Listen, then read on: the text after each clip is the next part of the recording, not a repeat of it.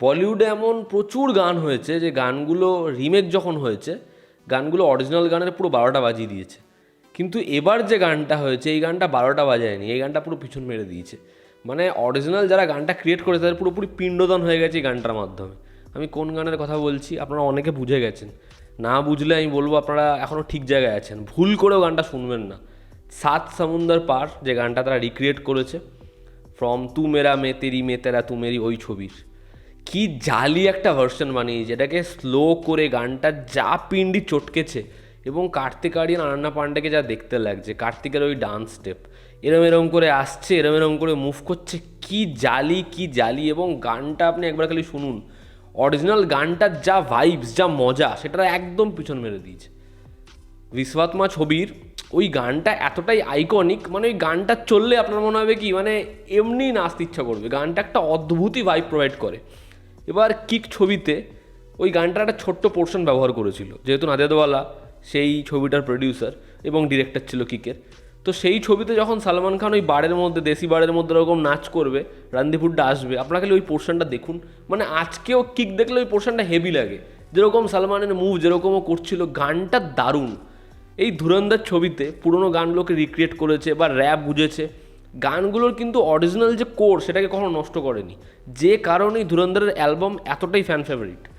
সেখানে এই গানটার ভাই এটা কী ভার্সন, মানে এত জালি ভার্সন আমি শুনিনি, জঘন্য, জাস্ট জঘন্য। যেরকমভাবে এই গানটার পিআর করা হচ্ছে, মানে মোটামুটি পপুলার যে কিছু পেজ আছে যারা হচ্ছে আপডেট দেয় প্রত্যেকটা জায়গা থেকে, কিছু ইনস্টাগ্রামের পেজ থেকে, টুইটারের পেজ থেকে, যারা পুরোপুরি পেড, যারা বলছে এই ছবিটার নাকি এরকম ক্রেজ, এরকমভাবে বুকিং হচ্ছে, আপনি বুকিং দেখুন পুরো ল্যাকলাস্টার, কোনো রকম অডিয়েন্সের ইন্টারেস্ট নেই। কিন্তু এরা বলছে এই ছবির নাকি টিকিট হট কেকের মতো সেল হচ্ছে, তারা বলছে এই গানটা নাকি এমন হয়ে গেছে এদের প্রত্যেক অর্গাজম হচ্ছে। কি ভাটের একখানা গান বানিয়েছে, অরিজিনাল গানটা পুরো মেরে দিয়েছে, জঘন্য, জাস্ট জঘন্য গান। আমরা যদি আপডেটসে আসি, ধুরন্ধরের সাকসেসের পর অক্ষয় খান্নার পরবর্তী ম্যাসিভ রিলিজ ছিল হচ্ছে দৃশ্যম 3, এবং দৃশ্যম 3 নিয়ে অডিয়েন্স খুব এক্সাইটেড ছিল। দৃশ্যম 3-র অ্যানাউন্সমেন্ট হয়েছে। লেটেস্ট আপডেট হচ্ছে অক্ষয় খান্না তার রেমুনারেশন সেটা বেশি ডিমান্ড করেছে, এবং ক্রিয়েটিভ ডিফারেন্সের জন্য দৃশ্যম 3-এর পার্ট নয় অক্ষয় খান্না। মানে এটা কিন্তু এই ছবিটার জন্য, দৃশ্যম 3-এর জন্য খুব বড় চাপের, যে অক্ষয় খান্না তার ওরকম একটা ফ্যান ফলোয়িং তৈরি হয়েছে এখন, এবং সে যা পারফরমেন্স দিয়েছিল দৃশ্যম 2-তে, অল্প পোর্শনে ছিল বাট চরিত্রটার মধ্যে একটা মজা ছিল, সে এবার থাকবে না। এবার দেখার চরিত্রটা কে প্লে করে। তবে এটা সত্যি এই ছবিটার জন্য একটু হলেও কিন্তু চাপের। দেবের 50th ফিল্ম #ব্যাড আজকে কিছুক্ষণ আগেই অ্যানাউন্স করা হয়েছে। এটা আগামীকাল দেবের জন্মদিনের দিন, অর্থাৎ 25শে ডিসেম্বর। তো বড় দিনে এই ছবিটার সকাল 11টার সময় অ্যানাউন্সমেন্ট হবে। এই যে ব্যাড, এটা কিন্তু মেবি ছবির টাইটেল নয়, ঠিক আছে? ছবির টাইটেল হতে পারে বাইক অ্যাম্বুলেন্স দাদা।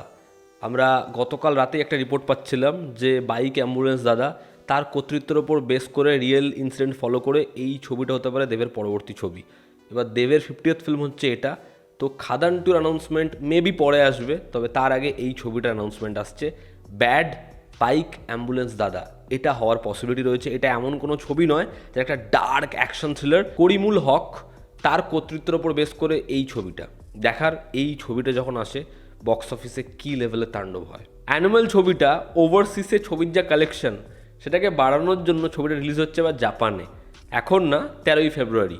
এবং পুষ্পা 2 আল্লু অর্জুনের সেই ছবিটাও জাপানে রিলিজ হচ্ছে 16ই ফেব্রুয়ারি। দেখার এই দুটো ছবির ওয়ার্ল্ড ওয়াইড কালেকশানে কতটা পার্থক্য আসে, দুটো ছবি কীরকম লেভেলের ব্যবসা করে। লাভ অ্যান্ড ওয়ার এই ছবিটার ফাইনাল শিডিউল হবে জানুয়ারি থেকে, যেখানে 6 সপ্তাহর ছবির ফাইনাল শিডিউল হবে, এবং জানুয়ারি মাসেই এই ছবির ক্যারেক্টার পোস্টার বা ফার্স্ট লুক আসতে পারে।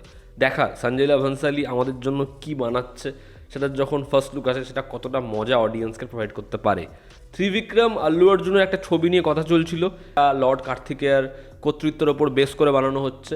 তো সেই ছবিটার যে ইনিশিয়াল আইডিয়া সেটা আল্লু অর্জুনের পছন্দ হয়েছিল, কিন্তু সেই যে ছবিটা স্ক্রিপ্ট সেটার কাজ এগিয়েছে, তবে আল্লু অর্জুন এই ছবিটার পার্ট নয়। এই ছবিটার কাজ ত্রিবিক্রম করবে এবার জুনিয়র এনটিআরকে নিয়ে।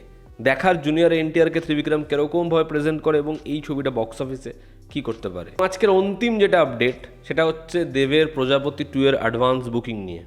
প্রজাপতি 2 আগামীকাল রিলিজ হচ্ছে, যেখানে আরও দুটো বাংলা ছবি আসছে, হিন্দি ছবি আসছে। তবে দেবের এই ছবির ওপেনিং আবার তাক লাগিয়ে দেওয়ার মতো হতে পারে। এই ছবিটা এখনই অলমোস্ট ফুল হাউসফুল, প্রায় যদি আপনি বুক মাই শো দেখেন সেখানকার ডেটা অনুযায়ী 39টার বেশি অলমোস্ট ফুল হাউসফুল গ্র্যাব করে ফেলেছে। এবং কালকে যেহেতু 25শে ডিসেম্বর, এই ছবিটা ব্যাপক ওপেনিং নেবে, মানে মোটামুটি সব শো অলমোস্ট ফুল হাউসফুল হয়ে যেতে পারে। এবার দেখার এই ছবিটা কি খাদানের মতো বড় সড়ো ওপেনিং নেয়, ছবিটা কি ডে ওয়ানে ম্যাসিভ কালেকশন করতে পারে, ওয়ান্স ইয়ার ডে ওয়ানে করতে পারে, তবে হওয়ার পসিবিলিটি রয়েছে। এবার ফ্যামিলি ড্রামার ক্ষেত্রে কি হয়, এরকম ধরনের ওপেনিং ডে থেকেই ব্যাপক কালেকশন দেখা যায় না। সেটা ভালো হলে, অডিয়েন্সের মনোপুত হলে সে ছবি আস্তে আস্তে লেগে যায় এবং সে ছবি টানতে থাকে অডিয়েন্স। কিন্তু এই ছবিটা ওপেনিং ডে থেকেই ম্যাসিভ বিজনেস করতে পারে এমনটাই অনুমান করা হচ্ছে। এবার শোজ পাওয়া না পাওয়া সেই নিয়ে তো সমস্যা রয়েছে, তবে এই ছবিটা তা সত্ত্বেও ব্যাপক ব্যাপক ওপেনিং নিতে চলেছে। দেখার আলটিমেটলি এই ছবিটা ফাইনাল নাম্বার কী দাঁড় করায়। ছবিটার বুকমাই শো রিপোর্ট অনুযায়ী প্রায় 24 ঘন্টায় 7.9K টিকিট সেল হচ্ছে। তো একটা দুর্দান্ত স্টার্ট। দেখার এই ছবিটা 25শে ডিসেম্বর কত অলমোস্ট ফুল হাউসফুল ফাইনাল নম্বরে আনে এবং তারপরে এই ছবিটার রিপোর্ট কী হয়, অডিয়েন্স এই ছবিটাকে ফাইনালি কী ভার্ডিক্ট জুগিয়ে দেয়। তো এই ছিল আজকের লেটেস্ট আপডেটস। তোমাদের কি অপিনিয়ন জানিও, জনতা আমাদের পাশে আছে। আবার দেখা হচ্ছে, টেক কেয়ার।